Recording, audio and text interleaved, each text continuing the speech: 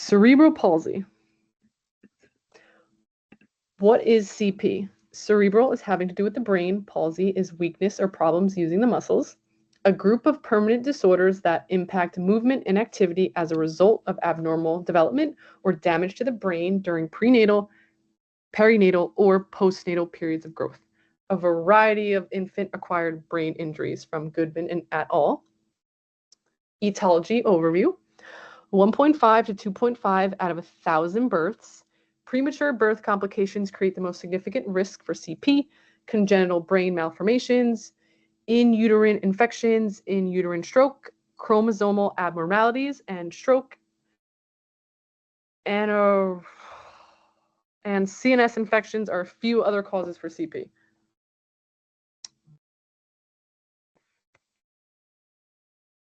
All right, so some of the risk factors for CP are premature birth, just as Jordan said, declining gestational age, so less than 28 weeks of gestation, infants with low birth weight, parental involvement in substance abuse when they're pregnant. Some general complications of CP.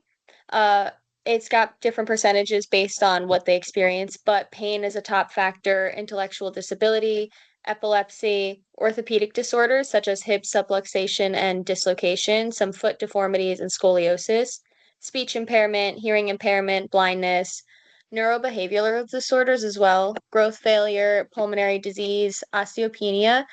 77% of those have moderate or severely affected. Urological conditions, so incontinence, neurogenic bladder, sleep disturbances, and dental abnormalities.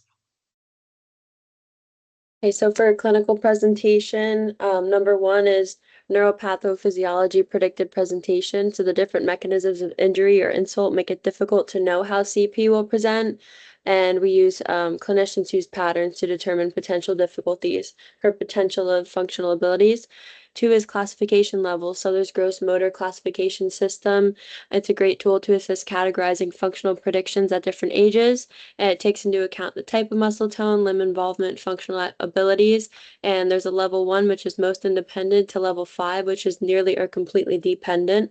And number 3 is with growth. CP is a permanent and non-progressive disorder. However, motor impairments become more obvious with age. So you'll see more of that altered muscle tone, postural or reflexive reaction abnormalities, abnormal motor movements, or timing such as slow movement, speed or sequencing, poor force production, and increased co-contraction.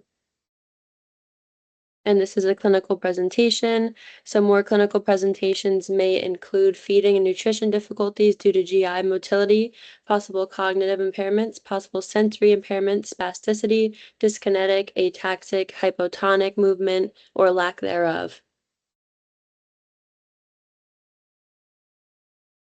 So yeah, the clinical bottom line here, kind of going off of what Carly said, there can be varying presentations to this based on, again, severity and how long that they've had the CP, and changes in the presentation can happen.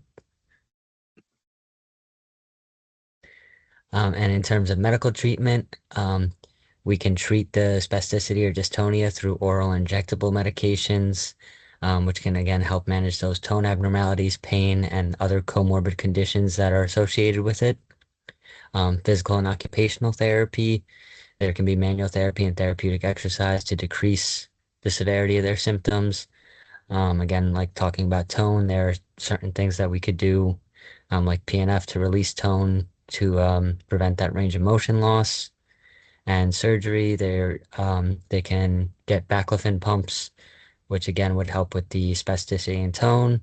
There are tendon releases, hip derotation or rotation surgery, depending on their presentation, spinal fusions, and then deep brain stimulation.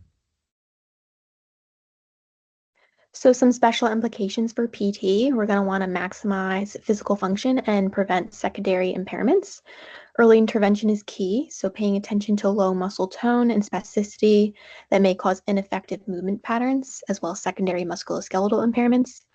Low load, prolonged stretch, and passive range of motion exercises in combination with relaxation techniques, or AFO and casting to use to reduce muscle spasms, as well as taking into consideration tissue integrity.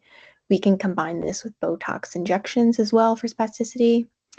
Also utilizing assistive technology such as powered wheelchairs, speech communication devices during sessions, as well as education. Thank you for listening, and our references are on the next slide.